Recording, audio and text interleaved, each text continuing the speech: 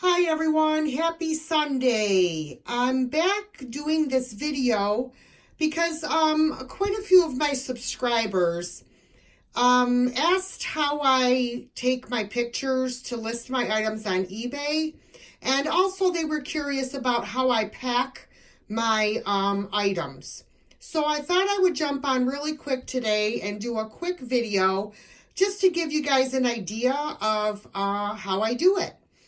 So as I said yesterday in my home tour, this table is things that I have to take pictures of, weigh, and list and measure. So I put all my things that I have to list on a separate table. And then over here is the table that I take my pictures on. And all it is just a regular table. It's actually a table that I thrifted. And I throw a white tablecloth on it. And then I get this I don't know what you call it. It's that board that you buy it at Dollar Tree, foam board. And it stands. And I put that up behind my items. And then here I have this light. Now, I did not purchase this light. My daughter did for her YouTube channel. She purchased 2 of them. And then she stopped using them. So I said, well, I'm going to use it to take my pictures. So I grabbed it and brought it upstairs. And it's tall. Okay. And it has this huge bulb inside. But, and you can raise this part up and down, and you could raise the stand up and down as well. I believe she bought them on Amazon. So you guys could check on Amazon if you're interested in purchasing lighting to take pictures for eBay. And then I just put my item here, and then I take pictures of every angle. I will take one close up, then I'll turn the item and take a picture of the side, the back, the other side, and then I will turn it over so that they can see that it was made in Italy. I'll take a full shot of the bottom. And then I may do a few other close-ups. I may just do a close-up of his face, or, I just want them to be able to see the whole overall product from a distance and close up. Then, once I take my pictures, I'll take it and I'll bring it over here to my scale, and I'll put it on the scale. And let me get my tiger out of the way here. Okay, I don't know if you guys can see this because of no, you can't. There it is, but it's 1 pound, 2.7 ounces. So what I normally do is I will add a whole pound onto the weight that it says on the scale. That would be for packing, the bubble wrap, peanuts, the box. I will usually add a pound and maybe 6 ounces to the weight on the scale. So it's kind of a guesstimate, sometimes I'm a little under and sometimes I'm a little over, but it ends up evening out in the long run. And then after I weigh it, I have a notebook here that I write down all of my items, what they are, what they weigh. Then I write down the measurements.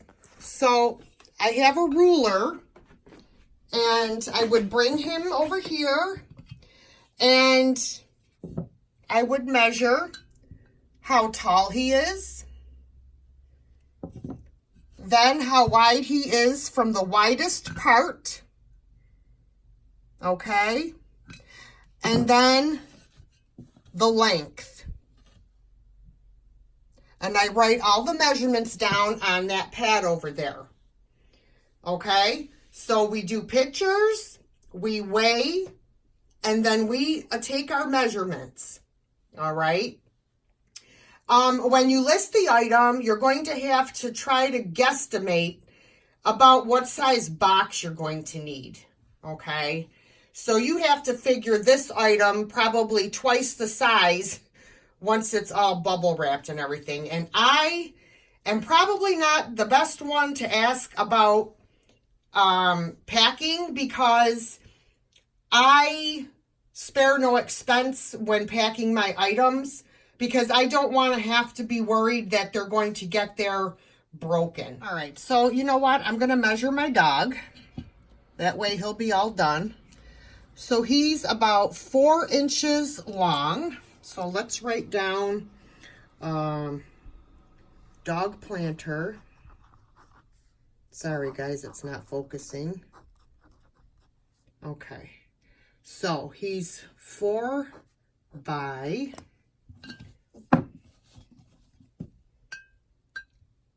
4.5. And then he is approximately 5 inches wide. Okay. So now let me write down how much he weighs again, because I forgot already. Okay. So say it says 1.27. So I just say 1.28, and then I add a pound. So it would be 2.28. And then I add about 6 ounces. So I would say about 3 pounds total. 1.28, 2.28, about 2 pounds, 14 ounces. So that's what I would write down, is 2 pounds, 14 ounces. Okay, so now it's time to wrap. All right, guys, so I'm on my kitchen table, and I have a big roll of bubble wrap here. And I always buy all my packing supplies on eBay. I buy like 4 rolls of bubble wrap, and I buy my bags of packing peanuts as well.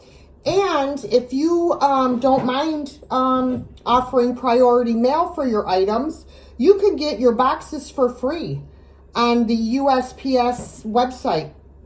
So they have all different size boxes and different types of boxes that you can get for free. So there's a little tidbit of info for you guys. So that works out well. Plus I bring boxes home from work too. So that way it saves money. And I wanted to mention as well that if the postage was ends up being under what the person paid, as long as it's not like way over, I don't refund, because I don't normally charge for shipping and handling. So that kind of helps to pay for my packing supplies. And it also could go the other way, where I kind of get screwed because I guesstimated the weight. So it kind of works out evenly that way. All right, so what I normally do is I take my item, I place it in the middle of the sheet, and I wrap like this,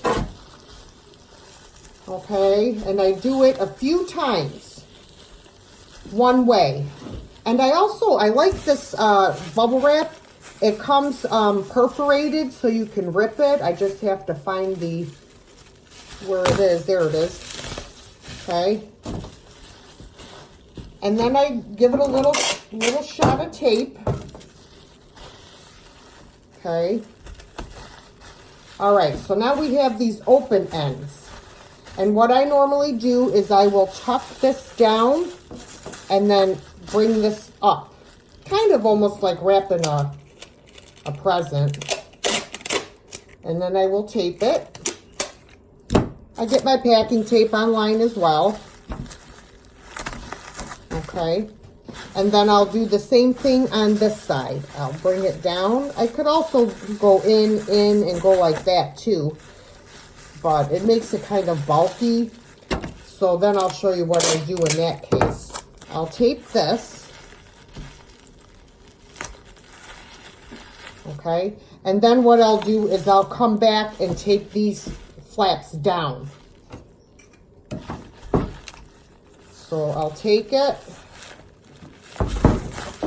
Doesn't want to stay where I want it. And I shall go here, come this way, that way, and I'm just going to go right around and tape it down, okay? Then what I do is I put this back on the bubble wrap in the opposite way that I did it the first time. So I will do it this way. And I will wrap it a couple times. All right, rip it off. If I can find I couldn't find the perforation that time. And then I'll tape it again.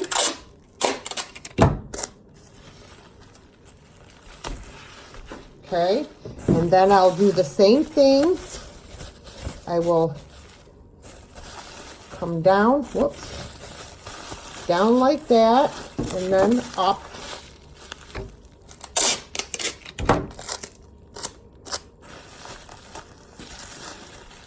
Okay, like that, and then do the same thing.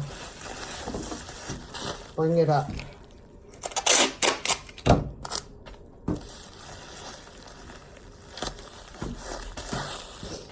Okay, and then I could always do that as well. But on the second wrap around, I'm not going to. I'm just going to leave those like that because that would just be a little bit extra cushioning. So then I pick out a box that I think will fit, and pretty much this will fit in here perfectly. Okay, so, but before I put this in, I'm going to put a layer of packing peanuts. And now I will put my item in the box. All right, let me the camera around so you could see. So now I have this in here. What I'm going to do is I'm going to put another layer of packing peanuts.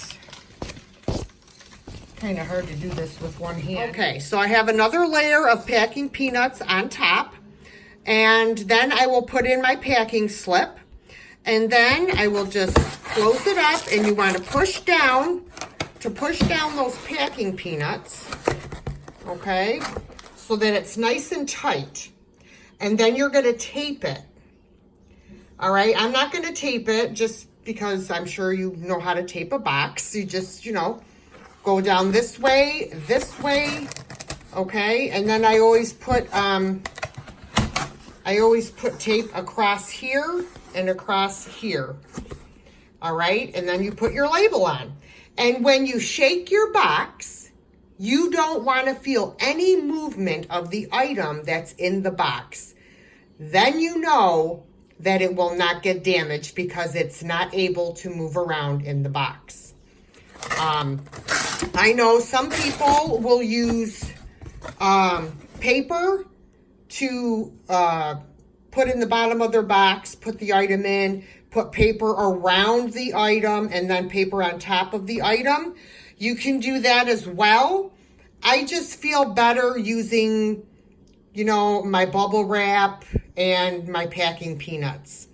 I don't know. I just feel better about it. All right, guys. So then what I normally will do is I will bring the box back over and put it on the scale to make sure that, it's the right weight, that it's not over. If it is under, if it's under what I said the weight was going to be, like I said, I normally will leave it as long as it's not really, really under. If it's really, really under, then I will refund the buyer, the difference. But yeah, I mean, that's really all there is to it, you guys. It's not really hard. If you don't have one of these big gigundo lights, use a lamp. Put a lamp on the table next to your item and turn it on. That works just as well. As a matter of fact, that's what I was using before I remembered my daughter had these lights. Or I will put the table in front of a window that gets natural light. That's even better. You could take pictures outside. If you live somewhere where the weather is nice year round, you could do that as well. So, I mean, it's just up to you, your preferences. And I hope that this video did help with some of your questions. And I hope you enjoyed it. If you did, thumbs up, please. Like, share, subscribe. And I'll catch you in my next video. Bye, guys.